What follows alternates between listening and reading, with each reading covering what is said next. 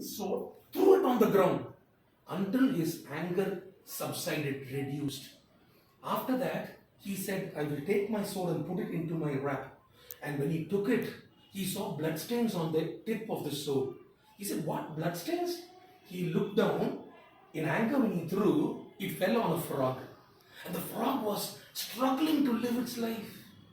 The king looked at the frog and said, hey frog, you know I am angry. I am throwing my sword. You know very well it is going to fall on you. Why didn't you shout and alert me? The frog looked at the king and said, O king, when we are in trouble, we'll run to the king. But if the trouble is coming from a king, whom should we run to? It is a small little story which will open up the hearts of maybe the parents. Sometimes parents have their anger because the child has made a mistake and they don't talk to them for 2 days, 3 days. But I wanted to communicate a message. Whatever the child makes a mistake, before the child sleeps, if the child knows my mother will forgive me, my father will forgive me, that itself is shaping up the child. My mother and father will forgive me.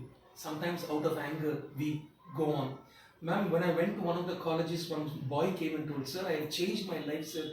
Because of you, listening to you, I have respect for my father. Sir, 4 years I did not talk to my father. Today, I want to go and tell my father sorry. And I went and told sorry. I asked the boy, what did your father say? He said, don't act like this. The boy said, sir, my father said, don't act to me like this. When something, a word like that, the boy who's supposed to change will say, my father will never believe me. My father will never accept me. The boy might be misled in the life. Correct, ma'am? Yes. So maybe small stories like this, I felt, will shape them up when they are sitting in the house, when they are creating trouble to everyone or not listening to the teacher. At least in the morning, 1 3-minute story can shape them. I want to respect my teacher. I want to respect my father. I want to be in a good life. I want to go towards my goal. I want to achieve my goal.